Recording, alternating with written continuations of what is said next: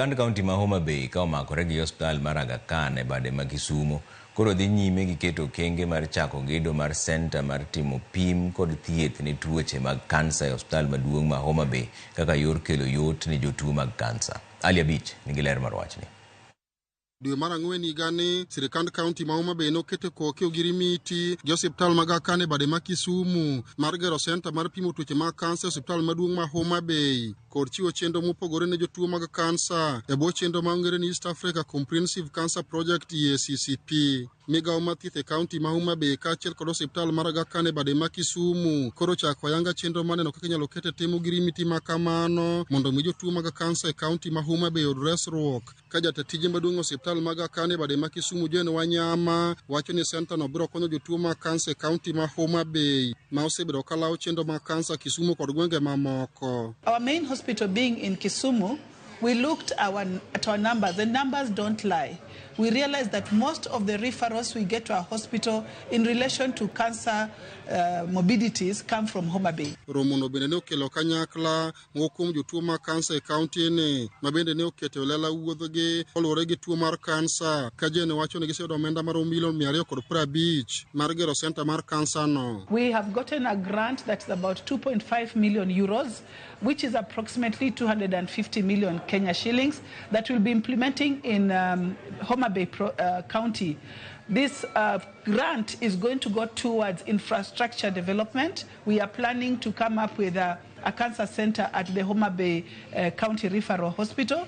We are also going to be involved in community engagement activities. We are going to be involved in screening, HPV vaccination. Kajatend migawo mathieth e kaunti ma Homabay Grace Osewe wacho ni gisebedo ka giyudo jotuo mathoth mag kansa e osiptende mag-gi to konyogi bedo matek kaluwore gi onge mar kama inyalo time thieth mar kansa. Kansa en tuo machandowa kabisa Homabay kae.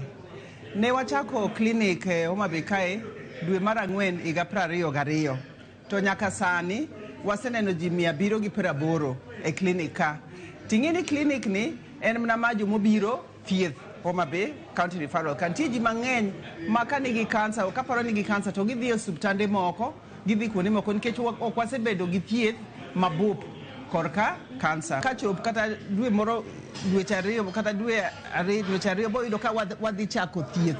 Kae wabo chako timo chemotherapy, watimo radiology, watimo gik moko. Moko kuom jotuo mag kansa bende pimo pek mag kale nikech thieth matek mar tuo no kaachiel kod onge mar kama ginyalo yudo konyruok margi ka gidwa ni mondo girimiti ma kamano kik bed wacha. Luoro marwa wawegi miyo dhano ok ringo bi osiptal. Nitie makata ma kosedhi okawo duoko odogo kano duoko buoye dro enoling koro enoling koro mondo ka ondamo nikech gin dwaro malong'o ni kise daktari oseluongi osenyisi ni mage ma kawe gi chir we kawe gi luoro kawe gi chir to kakineni kawe gi chir no idhi pono lemo mbele mondo bedo godo kuom sirikal wakoni giketnwa yedhe mag chemistry e kaunti mondo yath obedi ana wuona ng'iewo yath to kunega ng'iewo yath onega dhi achik kacha ta low card na to akawo yath tago madok gikonye joma girito koro ka ji othorumo ere joma gibiro rito koro sirikal kanyalo konyowa